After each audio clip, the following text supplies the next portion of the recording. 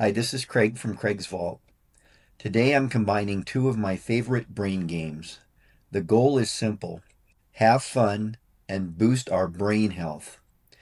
We're taking the scientific concept of the in-back memory protocol and using the New York Times Spelling Bee as our training canvas. This architecture comes directly from neurologist Dr. Richard Restak's groundbreaking work on memory.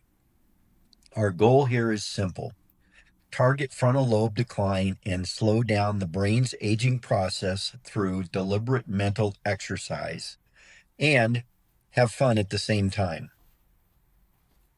I first read this book a couple years ago while on vacation at the Jersey Shore.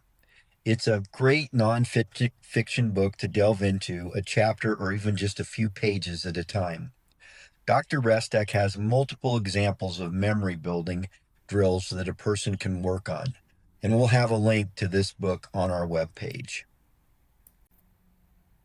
One of my favorite quotes from his book is on page 68, and I quote, "Indeed, it is one of the basic tenets of this book that this degeneration of the frontal lobes that accompanies aging can be slowed, if not entirely stopped, by working memory exercises." I love that quote. For the in-back game, n can be any number. Today, we are using a three-back drill. That means we are forcing our working memory to hold and manipulate three words in our mind simultaneously. Now, you don't need any fancy equipment to play an end-back game. You can play it anywhere with a deck of cards or coins. Those are a couple of things that Dr. Restak mentions. For the variation I play, I use the New York Times Spelling Bee, and I play it on my phone or computer while I'm working out my working memory. So for my variation of the three-word end-back, I actually take three clues. I arrange them in alphabetical order in my mind before I enter them into the puzzle. That part is key, okay? This is a variation to put an extra bit of mental load on my mind's muscles, so to speak. It's really like lifting mental weights. You have to add to the load to make your muscles work. So, for example, here are three clues from the puzzle that I've solved in my mind but not entered yet into the puzzle: callaloo, logic, and logical. As I arrive at these words, I deliberately wait to enter them into the puzzle until I have three of these clues held in my mind. Don't write them down on paper, I hold them in my mind. Only then do I arrange them in alphabetical order in my mind, and then I type them into the puzzle. So this kind of a tactical twist, it creates a double load strategy on our brain. We aren't just solving a puzzle, we're actively ordering the data.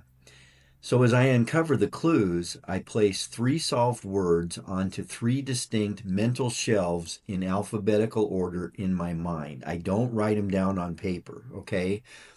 This technique fuses deep semantic retrieval, searching my brain's archives for words, with immediate working memory tracking. It turns standard puzzle gameplay into a cognitive workout. So if you look at this double load strategy just a little bit more, what we're really doing is we've got kind of a workbench, NBAC acts as the platform, holding and ordering the data in my active memory. Then we've got the search, the puzzle solving of the New York Times Spelling Bee forces pattern recognition and semantic retrieval from longer term storage in my brain.